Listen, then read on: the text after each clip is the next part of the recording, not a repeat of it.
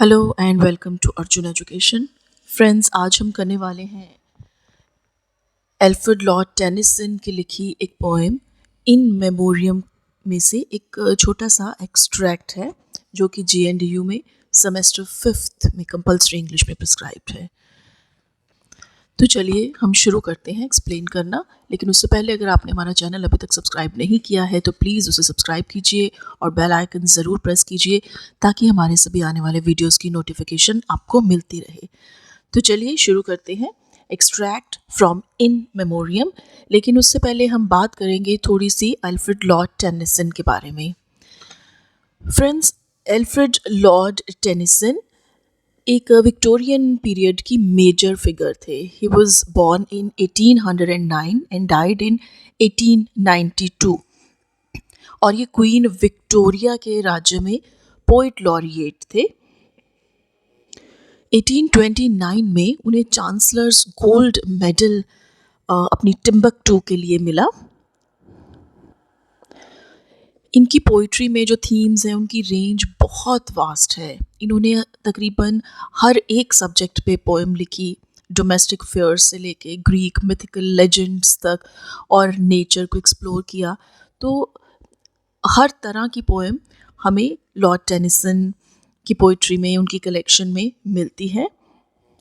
उनकी famous poems हैं break break break, the charge of light brigade, crossing the bar, Tithonus, Ulysses और in memoriam. इसके अलावा भी बहुत सारी पोएम्स उन्होंने लिखी हैं।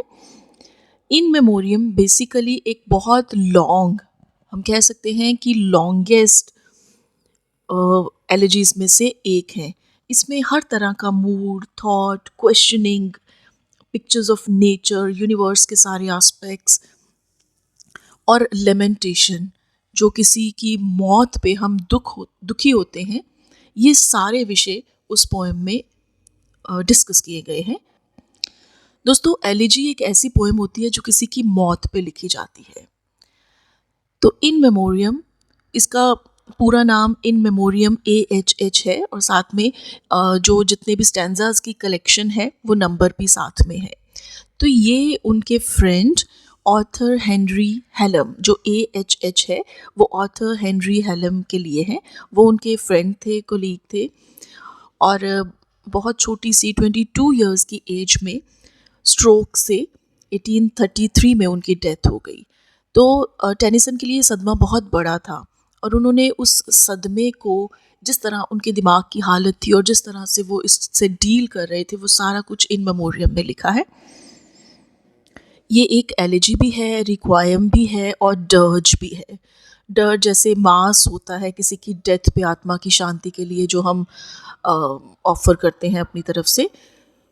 तो इसकी जो राइम स्कीम है ABBA, ये आयम्बिक टेट्रामीटर में लिखी एक पोएम है। ये पब्लिश हुई थी 1850 में और इसमें कुल 2916 लाइन्स हैं और इसको 133 कैंटोज में या सेक्शंस में बांटा गया है। पोएम के बेसिकली 3 पार्ट्स हैं। जो पहला है वो द प्रोलोग है, दूसरा है द पोएम है और तीसरा द एपिलोग है। इसमें स्पिरिचुअल लॉज, नॉस्टैल्जिया, फिलॉसफी और रोमांटिक फैंटेसी भी, ये सारी चीज़ें उसमें डिस्कस की गई हैं बड़ी डिटेल में, क्योंकि ये बहुत लॉन्ग पोएम है। तो हमारे सिलेबस में जो है इसका कुछ पार्ट है जिसको एक्सट्रैक्ट फ्रॉम इन मेमोरियम का नाम दिया गया है। तो मैं इसको लाइन बाय लाइन डिस्कस करने की कोशिश करती हूँ। Oh, yet we trust that somehow good will be the final goal of ill, to pangs of nature, sins of will, defects of doubt, and taints of blood. तो इस poem में basically जो poet है वो conflict है जो science और religion का। हम सब जानते हैं कि विक्टोरियन एज जो है वो साइंस और रीज़न की एज थी। उस एज में साइंस ने बहुत प्रोग्रेस कर ली थी, लेकिन उस प्रोग्रेस की वजह से जो रिलीजियस हमारे फेथ थे उनको बहुत धक्का पहुंचा था। साइंस ने ऐसा शो किया था कि जो नेचर है वो ह्यूमन लाइफ से इनडिफरेंट है और एज एन इंडिविजुअल किसी की कोई हैसियत नहीं है, गॉड जैसी कोई चीज़ नहीं है, हेवन और इमॉर्टल लाइफ ऐसा कुछ नहीं है। लेकिन इस पोएम में पोएट ने गॉड पे अपना एक अटल विश्वास दिखाने की कोशिश की है और उसको उम्मीद भी है कि जो गॉड जिसने इस धरती को बनाया है वो उसे ऐसे नहीं छोड़ेगा और सारी तकलीफ़ों से उभार लेगा। तो इस जो स्टैंज़ा जो ये स्टैंज़ा हमने पढ़ा है, इसमें पोइट कह रहा है कि एट प्रेज़ेंट जो इंसान है वो बहुत सारी तकलीफ़ों से जूझ रहा है। इसमें फ़िज़िकल प्रॉब्लम्स भी हैं और कुछ ऐसे पाप भी हैं जो उसने जानबूझकर किए हैं, और इसके साथ ही साथ उसका गॉड पे या रिलीजन पे जो फेथ है वो हिल गया है और इसकी वजह से वो बहुत दुखी रहने लग गया है, गुस्से में रहने लग गया है। लेकिन पोइट को ये विश्वास है कि ये सब कुछ जल्दी ही दूर हो जाएगा और जो इंसान है वो इन सारी प्रॉब्लम से उभर पाएगा। तो आखिरकार जो लाइफ है उसका जो अंत होगा खुशियों में होगा और अच्छाई में होगा। That nothing walks with aimless feet, that not one life shall be destroyed or cast as rubbish to the void when God has made the pile complete. Poet कह रहा है उसको ऐसा विश्वास है कि भगवान हर चीज़ की देख रेख करता है, जो भी चीज़ उसने धरती पे बनाई है वो उन सभी को देखता है, उन सभी का ख्याल रखता है, क्योंकि सभी क्रीचर्स को गॉड ने किसी पर्पस के लिए बनाया है। हर जो चीज़ है, चाहे वो इंसान है, चाहे वो कोई जानवर है, छोटा सा मच्छर या कीड़े मकोड़े भी हैं, वो किसी पर्पस के साथ पैदा होते हैं। गॉड एक सिंगल लाइफ को भी कभी बेकार में ज़ाया नहीं जाने देता। कोई भी छोटे से छोटा जो क्रीचर है वो भी यूज़लेस नहीं है। उसने हर इंसान को या हर क्रीचर को दुनिया में एक इम्पॉर्टेंस के साथ बनाया है और इसी तरह से ये दुनिया कंप्लीट होती है कि हर एक की एक नेसेसरी, एक ज़रूरी प्लेस है। That not a worm is cloven in vain, that not a moth with vain desire is shriveled in a fruitless fire, or but subserves another's gain. Poet कह रहा है कि इस दुनिया में कुछ भी बिना पर्पस के नहीं होता। एक छोटे से छोटा कीड़े का मरना भी ज़ाया नहीं जाता। कोई मच्छर भी जब फायर में, आग में जब कोई परवाना जल जाता है, उसका भी एक मकसद होता है। नेचर में, इस दुनिया में कोई भी चीज़ होती है तो आखिर में उसकी कोई ना कोई इम्पोर्टेंस साबित हो पाती है। वो अलग बात है कि हम ये चीज़ें समझ नहीं पाते हैं, लेकिन गॉड जिस तरह से प्लानिंग करता है हम उसके बारे में जान नहीं पाते हैं, लेकिन उसमें हर चीज़ की एक इम्पॉर्टेंस है, हर चीज़ का एक मकसद है। किसी की भी लाइफ यूँ वेस्ट नहीं होने देता वो। Behold, we know not anything. I can but trust that good shall fall at last, far off at last to all, and every winter change to spring. फिर से पोइट ने अपना जो विश्वास है वो भगवान में एक्सप्रेस करने की कोशिश की है। इंसान नहीं जानता कि क्या होने वाला है, लेकिन उसे ये विश्वास करना चाहिए कि फाइनली हम अच्छाई से मिलेंगे, वहाँ पे जहाँ इंसानियत होगी। ऐसा हो सकता है कि इस चीज़ को होने में बहुत साल लग जाएं, एक लॉन्ग प्रोसेस है, लेकिन ये होगा ज़रूर। तब हमारे सारे दुखों का एंड हो जाएगा और सारे दुख खुशियों में बदल जाएंगे। And every winter change to spring का मतलब है अगर सर्दी आती है तो ये जो पोइट्री है उसमें सर्दी को डिस्ट्रक्शन के साथ मिलाया जाता है, कंपैरिजन किया जाता है, क्योंकि सर्दियों में अगर हम इंग्लैंड की बात करते हैं, वेस्ट की बात करते हैं, वहाँ के सर्दियों के मौसम में सब कुछ जो है वो ख़त्म हो जाता है, बर्फ़ पड़ जाती है, उसकी वजह से सारी वेजिटेशन, सारे फल फूल पेड़ पौधे सब ख़त्म हो जाते हैं, मुरझा जाते हैं, बर्फ़ से ढक जाते हैं। तो अगर वैसा विंटर का सीज़न आता है तो उसके बाद स्प्रिंग भी ज़रूर आती है। तो अगर हम विंटर दुख हैं तो हमें बसंत का इंतज़ार करना चाहिए। अगर सर्दी आ गई है तो बहार का सीज़न भी ज़रूर आएगा। अगर दुख आ गए हैं तो सुख भी ज़रूर हम तक पहुँचेंगे। So runs my dream, but what am I? An infant crying in the night, an infant crying for light, and with no language but a cry. यहाँ पे पोइट अपना आइडियल एक्सप्रेस कर रहा है।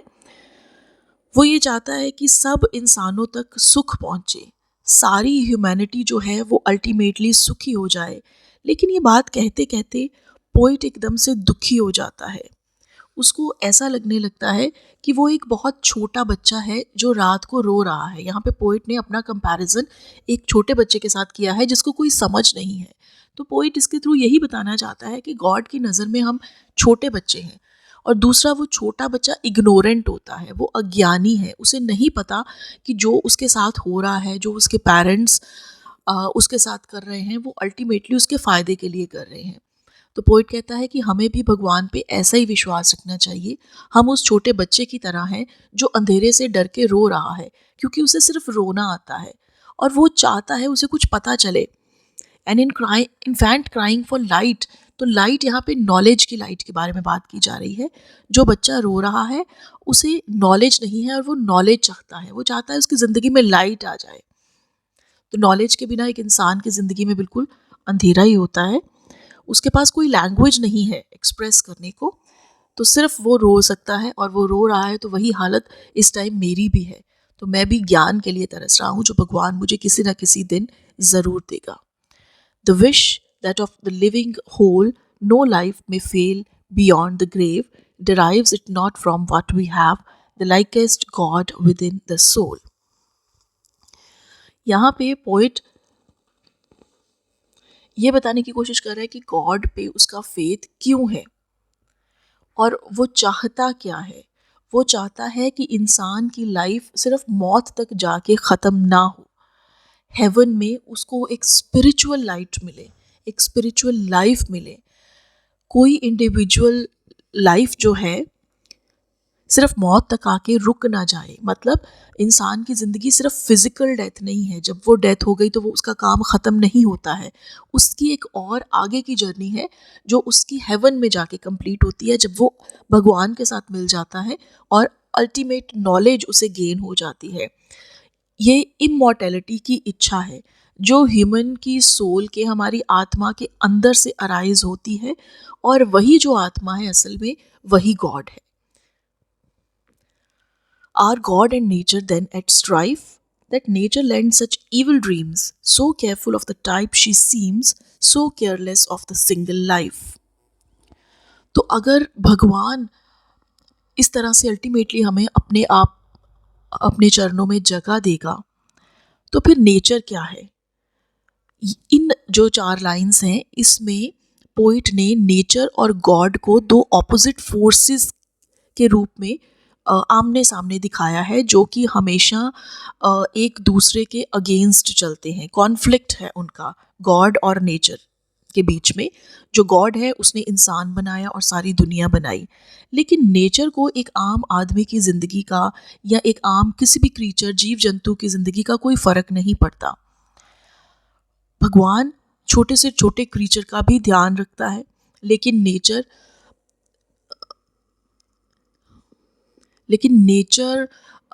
उसके लिए किसी की जान की कोई कीमत नहीं है। जैसे हम देखते हैं कि भूकंप आता है या सुनामी आते हैं या बिजली गिर जाती है, बादल फट जाते हैं, अकाल पड़ जाता है, तो इससे हज़ारों ज़िंदगियां चली जाती हैं जिसमें शायद उनका कोई कसूर भी नहीं होता। तो ये सब नेचर के एक्ट हैं।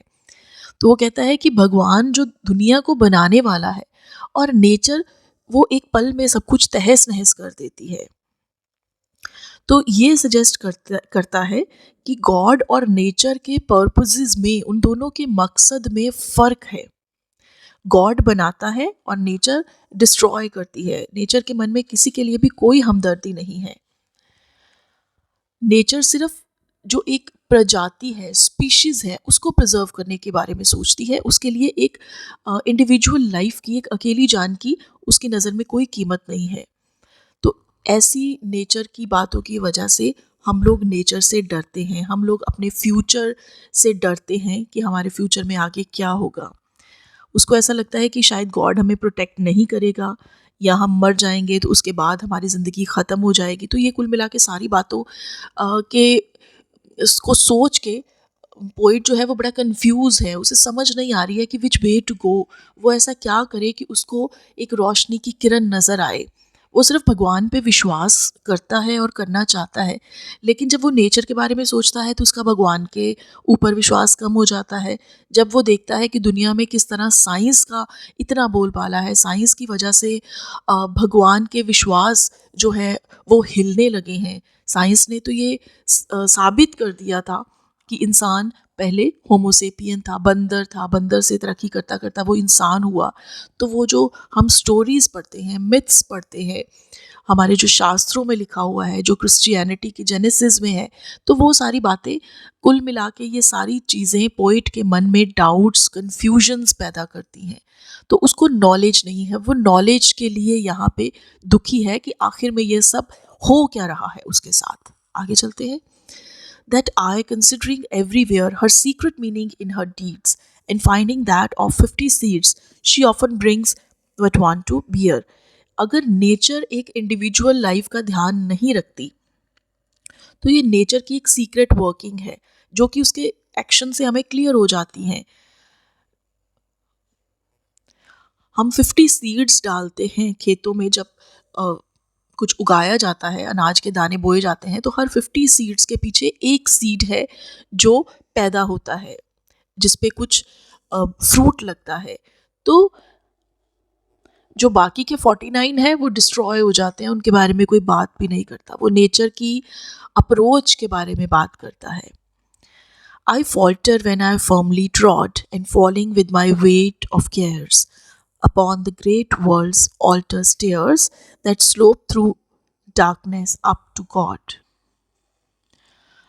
पोइट यहाँ पे भी अपना डाउट एक्सप्रेस कर रहा है।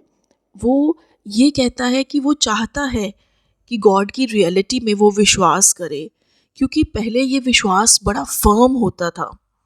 लेकिन साइंस की प्रोग्रेस और साइंस का जो इतना शोर मचा हुआ है, रीजनिंग का, रैशनलाइजेशन का जो इतना शोर मचा हुआ है, उसने भगवान पे हमारे विश्वास को हिला दिया है।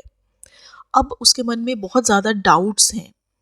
उसे ऐसे लग रहा है कि वो अंधेरी रात में कहीं इग्नोरेंट है, जैसे कुछ भी पता नहीं है, जैसे कुछ भी समझ नहीं आ रही है, और वो वहाँ पे कहीं मारा मारा फिर रहा है। वो रिलीजन में अपने फेथ के थ्रू गॉड तक पहुँचना चाहता है, लेकिन वो लड़खड़ा के गिर जाता है।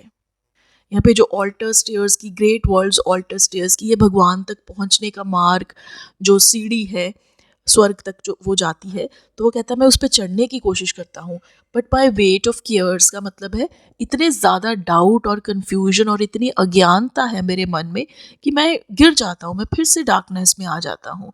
तो मुझे समझ नहीं आ रही कि मैं क्यों इतना स्टम्बल कर रहा हूँ, मैं क्यों लड़खड़ा रहा हूँ। असल में वो ये कहना चाहता है कि उसे नॉलेज नहीं है, वो एक अज्ञानी है। तो वो किस तरह से गॉड को अप्रोच करे कि उसके सारे डाउट्स मिट जाएं। I stretch lame hands of faith and grope, and gather dust and chaff, and call to what I feel is Lord to all, and faintly trust the larger hope. अब फिर से वो अपने एक स्ट्रगल की बात करता है, वो स्ट्रगल जो वो गॉड का फिर से विश्वास करने के लिए कर रहा है, क्योंकि साइंस ने जो रिलीजन की जड़ों को हिला दिया था उस टाइम पे, तो अंधेरे में वो गॉड को तलाश करने की, उसके फेथ को तलाश करने की कोशिश कर रहा है। I stretch lame hands of faith and grope. Stretch का मतलब आगे बढ़ा के मैं अपने हाथ जो है धीरे धीरे से लेमली आगे बढ़ा के मैं फेथ को पकड़ने की कोशिश करता हूँ, भगवान पे विश्वास करने की कोशिश करता हूँ, लेकिन मेरे हाथ में सिर्फ डस्ट, मिट्टी और शैफ, भूसा आता है। सिर्फ मतलब यूजलेस चीज़ें आती हैं, जैसे हम जो अनाज है उसको निकाल लेते हैं तो स्ट्रॉज जो बचती हैं वो भूसा है, वो चैफ है, सिर्फ वही बचता है मेरे पास। मैं भगवान को आवाज़ देता हूँ, मुझे लगता है कि हर तरफ गॉड है। उसके मन में एक विश्वास है कि अल्टीमेटली गॉड विल कम, वो आएगा मुझे बचाने के लिए, और इंसान के मन में अपने लिए एक फेथ भर देगा। एक होप ज़रूर है, लेकिन वो होप बहुत वीक है। लेकिन फिर भी वो होप का दामन नहीं छोड़ता, और यहीं पे आके हमारी ये पोएम ख़त्म हो जाती है। इन मेमोरियम पोएम इसके आगे चलती रहती है, मगर हमारी पोएम यहाँ पे ख़त्म हो जाती है। तो एट द एंड हम कह सकते हैं कि एक ब्यूटीफुल एलिजी है जिसमें पोइट ने अपना इस बात पे विश्वास कायम रखा है in spite of lack of faith in the religion due to the progress of science. जो साइंस का इतना उस एज में प्रसार हुआ, स्प्रेड हुआ कि उसने धर्म पे, गॉड की एग्जिस्टेंस पे क्वेश्चन कर दिया, और उस वजह से लोग रिलीजन पे, गॉड पे डाउट करने लग गए, उनका विश्वास हिल गया। तो उसी सारी कन्फ्यूजन को और डाउट्स को, अपने मन की हालत को यहाँ पे गॉड ने एक्सप्रेस किया है, और आखिर में ये होप भी जताई है कि सारी बुराई एक दिन ख़त्म हो जाएगी और अच्छाई की जीत होगी। और जो ह्यूमन नेचर है, जिसने अपनी नेचर के द्वारा ही सारे दुख और पापों को बढ़ा लिया है, वो धीरे धीरे ख़त्म हो जाएंगे जब इंसान को नॉलेज मिल जाएगी।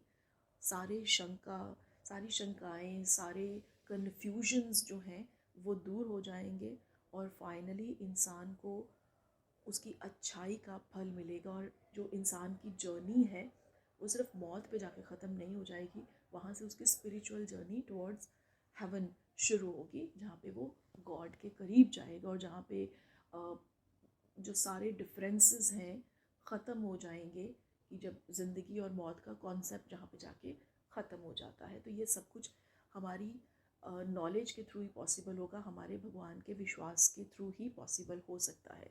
तो दोस्तों, ये था हमारा आज का वीडियो। आपको ये वीडियो कैसा लगा हमें ज़रूर बताइए, और अगर आपको ये वीडियो अच्छा लगा तो प्लीज़ इसे लाइक कीजिए और अपने दोस्तों के साथ शेयर कीजिए, हमारे चैनल को सब्सक्राइब कीजिए, और ऐसे ही और वीडियोस देखने के लिए stay with us. Thank you.